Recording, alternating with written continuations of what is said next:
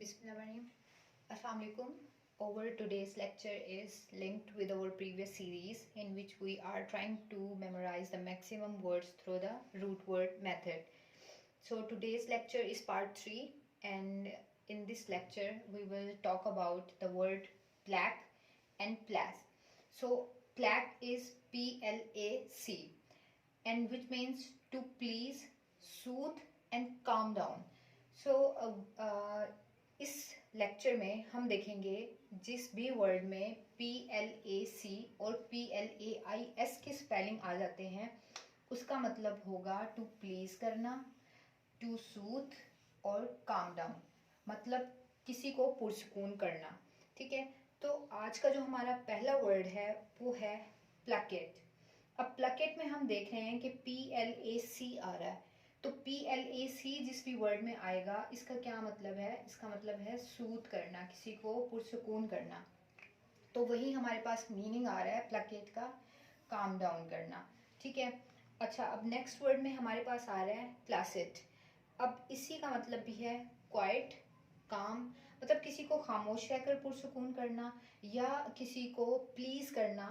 तो प्लासिड में भी हमारे पास क्या आ रहा है? PLAC आ रहा है। अच्छा, थर्ड वर्ड हमारे पास है प्लकेबल। प्लकेबल का मतलब है वो बंदा जिसको हम पुरसकून कर सकते हैं इजीली।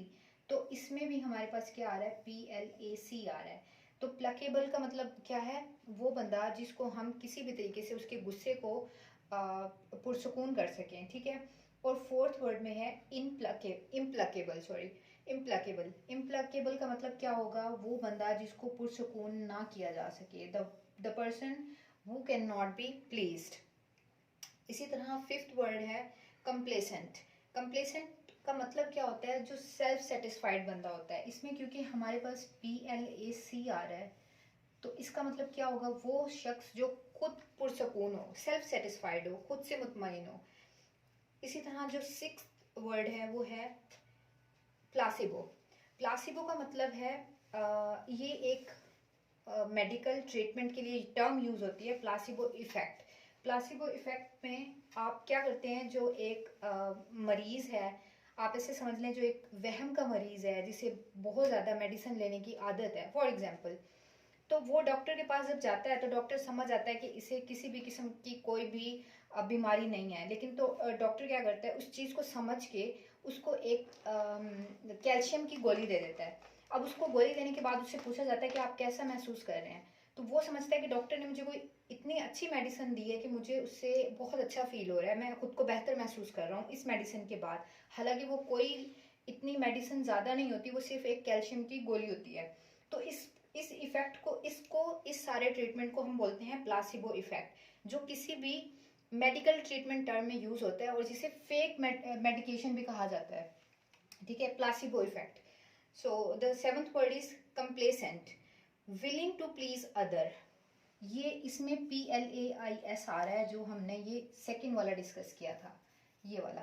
तो इसमें क्या कह रहे हैं? Willing to please other and obedient.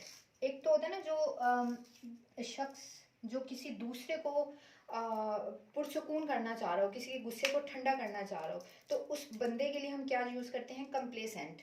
और ओबीडियंट होते हैं। और ये जो लास्ट वन है ये है एग्रीएबल। ये ज़्यादा नखरीले नहीं होते, ये हर चीज़ के लिए एग्री रहते हैं हमेशा। तो ये हमारे आज के सेवंथ वर्ड थे।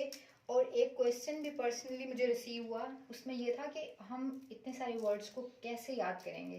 तो इसका एक सिंपल सा फॉर्मूला समझ लें, मेथड समझ लें कि आप इन वर्ड्स को डेली अपनी नोटबुक में नोट डाउन करें और फिर डेली मैक्सिमम एक बार दिन में इन सब वर्ड्स को सिर्फ देख लें। सिर्फ देखने से क्या होगा कि आपको ये जो डेली हम फार्मूला पढ़ते हैं कि PLAC वाले वर्ड्स में जहाँ भी आएगा उसका मतलब होगा सूथ, प्लीज, काम डाउन।